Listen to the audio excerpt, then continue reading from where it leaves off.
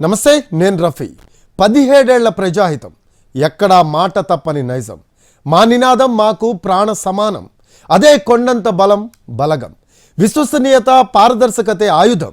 ప్రజలు మెచ్చేలా, ప్రజలకు నచ్చేలా అదే బాటన సాగుతోంది మా ప్రయాణం. ఆవిర్భావం నాడు ఏ సిద్ధాంతంతో మొదలుపెట్టామో ఇప్పటికీ అదే విధానాన్ని అనుసరిస్తూ కొనసాగిస్తూ ఉన్నాం. ప్రజాహితమే మా ప్రాతిపదిక. ప్రజలకు ఏది హితమో దానికోసమే మా ప్రయత్నం. ఎన్టీవీ భక్తి టీవీ ప్రేక్షకులకు 17వ వార్షికోత్సవ శుభాకాంక్షలు.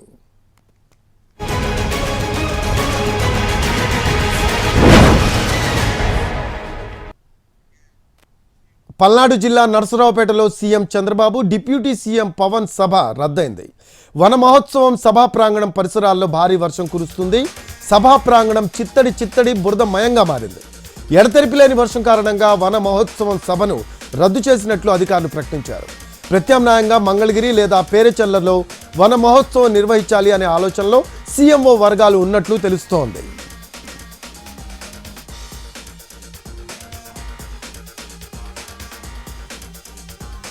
మంత్రి లోకేష్ భీమునిపట్నంలో పర్యటిస్తూ ఉన్నారు. భీమిలి కస్తూరాబా గాంధీ బాలికల విద్యాలయాన్ని సందర్శించారు. చంద్రంపాలెం హై స్కూల్ను పరిశీలించనున్నారు. విద్యార్థులు, ఉపాధ్యాయులతో లోకేష్ సమావేశం కానున్నారు. మధ్యాహ్నం రీజనల్ పబ్లిక్ లైబ్రరీని సందర్శించనున్నారు మంత్రి లోకేష్.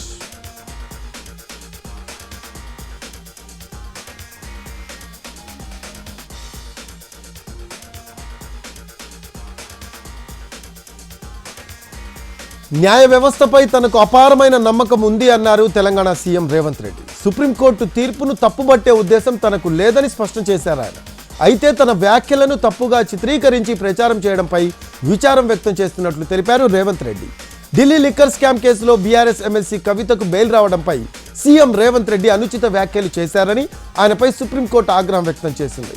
సుప్రీం వ్యాఖ్యలపై సీఎం రేవంత్ రెడ్డి ఎక్స్ వేదికగా వివరణ ఇచ్చారు. తన వ్యాఖ్యలను కొన్ని మీడియా సంస్థలు వక్రీకరించాయని పేర్కొన్నారు ఆయన.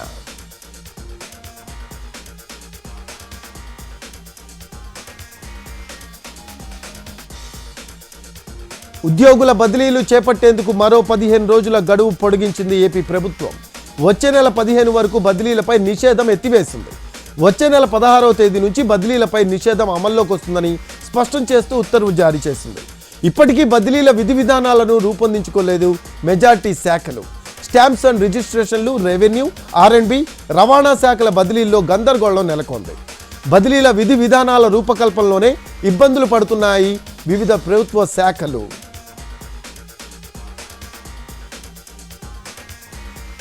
కృష్ణా జిల్లా గుడ్లవల్లేరు ఇంజనీరింగ్ కాలేజీ వద్ద ఉద్రిక్తత నెలకొంది. సీసీ కెమెరాల అంశంపై విద్యార్థులు ఆందోళన మరింత వేడెక్కుతోంది. సీసీ కెమెరాలు అనేవే లేవంటూ ఎస్పీ చెప్పడంపై విద్యార్థులు సీరియస్ అయ్యారు. విద్యార్థినులకు ఉపాధ్యాయ సంఘాలు మద్దతుగా నిలిచాయి. ఎస్పీ పూర్తిగా పరిశీలించలేదంటూ ఆరోపిస్తూ ఉన్నారు. తమకు న్యాయం చేయాలంటూ విద్యార్థులు డిమాండ్ చేస్తూ ఉన్నారు. విద్యార్థుల ఆందోళనతో కాలేజీ క్యాంపస్లో వాతావరణం వేడెక్కింది.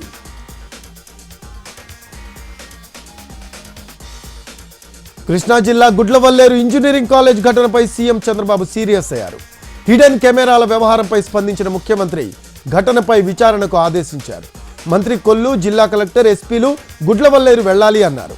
హిడెన్ కెమెరాలు ఫిక్స్ చేశారు అనే ఆరోపణలపై విచారణ చేయాలని తెలిపారు సీఎం చంద్రబాబు.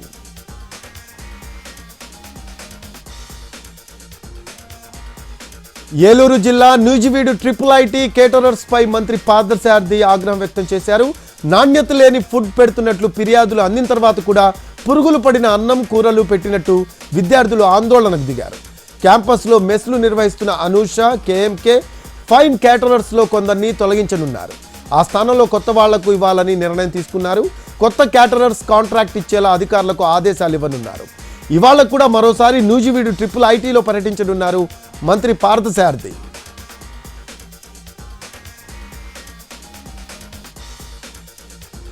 రేపు సీఎం చంద్రబాబు కర్నూలు జిల్లాలో పర్యటించనున్నారు. ఇంటింటికి వెళ్లి పింఛన్ కార్యక్రమానికి శ్రీకారం చుడతారు. మధ్యాహ్నం పత్తికొండ మండలం పుచ్చకాయలమాడ చేరుకుంటారు. అక్కడ ఇంటింటికి వెళ్లి పింఛన్ పంపిణీ చేయనున్నారు బాబు. కాశీ విశ్వేశ్వర ఆలయంలో స్వామిని దర్శించుకొని స్థానికులతో చంద్రబాబు ముఖాముఖిగా మాట్లాడతారు. కార్యక్రమం తర్వాత హైదరాబాద్ బయలుదేరి వెళ్లనున్నారు చంద్రబాబు.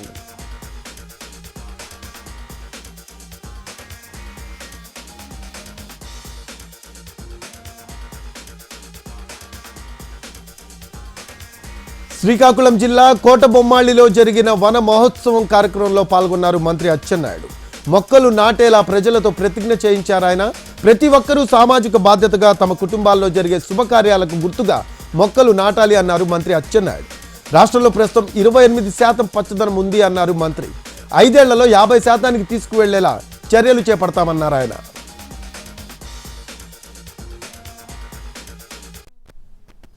నీరు చెట్టు పెండింగ్ బిల్లుల చెల్లింపులపై మంత్రి నిమ్మల రామానాయుడు సమీక్షా సమావేశం చేపట్టారు.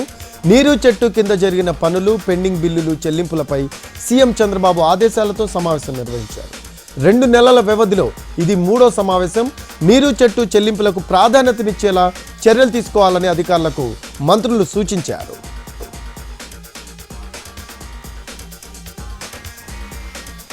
గద్వాల కాంగ్రెస్లో ఎమ్మెల్యే కృష్ణమోహన్ రెడ్డి, ఇన్ఛార్జ్ సరితల మధ్య వర్గపోరు పీక్ స్టేజ్కి చేరింది.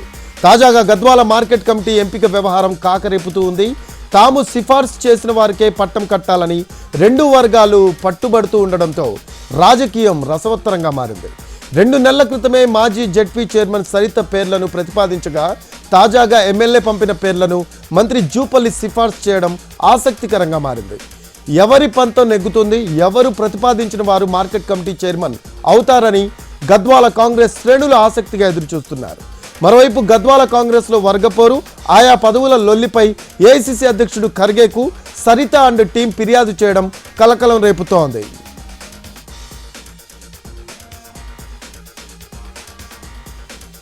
హైదరాబాద్ రామ్నగర్ మణెమ్మ కాలనీలో అక్రమ కూల్చివేతలు కొనసాగుతూ ఉన్నాయి.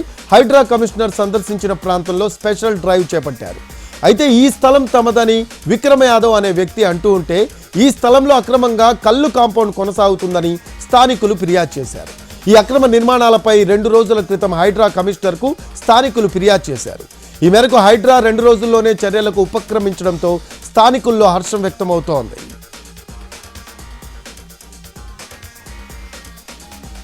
ముంబై నటి కాదంబరి జత్వానీ వ్యవహారం ఏపీ రాజకీయాల్లో కలకలం రేపుతోంది. విజయవాడ చేరుకున్న జత్వానీ ఈ రోజు సిపిని కలిసే అవకాశం ఉంది. తనను అక్రమంగా అరెస్ట్ చేశారని సిపికి ఫిర్యాదు చేయనుంది జత్వానీ. ఐపీఎస్ అధికారులు తనను, తన ఫ్యామిలీని అక్రమంగా అరెస్ట్ చేశారని ఆరోపణలు చేస్తోంది జత్వానీ. ప్రభుత్వం విచారణకు ఆదేశించడంతో ఈ రోజు విజయవాడ సిపి రాజశేఖర్ బాబును జత్వానీ కలవనుంది. మొత్తం ఘటనపై 4 రోజుల్లో విచారణ అధికారి శ్రవంతి రాయ్ నివేదిక ఇవ్వనున్నారు. గడిచిన 10 ఏళ్లలో దేశంలో బ్రాడ్బ్యాండ్ యూజర్ల సంఖ్య 6 కోట్ల నుంచి ఏకంగా 94 కోట్లకు పెరిగిందని ప్రధాని మోడీ అన్నారు. ముంబైలో జరిగిన గ్లోబల్ ఫిన్టెక్ ఫెస్ట్ కార్యక్రమంలో ప్రధాని మాట్లాడారు. దేశంలో తగినంత సంఖ్యలో బ్యాంకుల బ్రాంచులు లేవని, గ్రామాల్లో బ్యాంకులు అందుబాటులో లేవని పార్లమెంట్లో సభ్యులు తరచూ లేవనెత్తేవారని గుర్తు చేశారు. ఇంటర్నెట్ సేవలు గ్రామీణ ప్రాంతాల్లో అందుబాటులో లేవనే ఫిర్యాదులు వెల్లువెత్తేవని చెప్పారు. మౌలిక సదుపాయాలు పేలవంగా ఉంటే ఫిన్టెక్ విప్లవం ఎలా సాధ్యమవుతుందని ప్రశ్నించారు. తమ 10 ఏళ్ల హయాంలో బ్రాడ్బ్యాండ్ సేవలు మారుమూల గ్రామాలకు సైతం విస్తరించాయని చెప్పుకొచ్చారు. ఇక అంతకుముందు జియో వరల్డ్ కన్వెన్షన్ సెంటర్లో ఏర్పాటు చేసిన గ్లోబల్ ఫిన్టెక్ పెవిలియన్ను సందర్శించి అక్కడున్న స్టాల్స్లో కలియ తిరిగారు.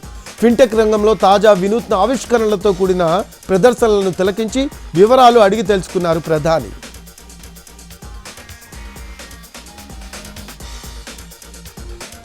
ఢిల్లీలో బీజేపీ సెంట్రల్ ఎలక్షన్ కమిటీ భేటీ అయింది. హర్యానా అసెంబ్లీ ఎన్నికలపై చర్చించింది. టికెట్ల కేటాయింపుపై పార్టీ సీనియర్ నేతలు సమాలోచనలు చేశారు.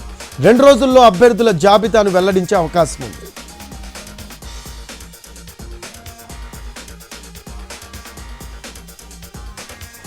మహారాష్ట్రలోని సింధుదుర్గ్లో శివాజీ విగ్రహం కూలిన ఘటనలో స్ట్రక్చరల్ కన్సల్టెంట్ను పోలీసులు అరెస్ట్ చేశారు. మాల్వాన్, కొల్హాపూర్ పోలీసులు సంయుక్తంగా చేపట్టిన ఆపరేషన్లో స్ట్రక్చరల్ కన్సల్టెంట్ చేతన్ పాటిల్ను అదుపులోకి తీసుకున్నారు. చేతన్ పాటిల్ స్వస్థలం కొల్హాపూర్. దీంతో అక్కడి పోలీసుల సహాయంతో అతన్ని అదుపులోకి తీసుకున్నారు. విగ్రహం కూలిన తర్వాత చేతన్ తనపై వచ్చిన ఆరోపణలను తోసిపుచ్చారు. విగ్రహాన్ని ప్లాట్ఫామ్పై పెట్టడం వరకు మాత్రమే తన బాధ్యత అని చెప్పారు. మహారాష్ట్రలో ఎన్నికలకు ముందు శివాజీ విగ్రహం కూలిపోవడంతో రాజకీయ దుమారం రేగింది. దీనిపై ప్రభుత్వం టెక్నికల్ కమిటీని ఏర్పాటు చేసింది.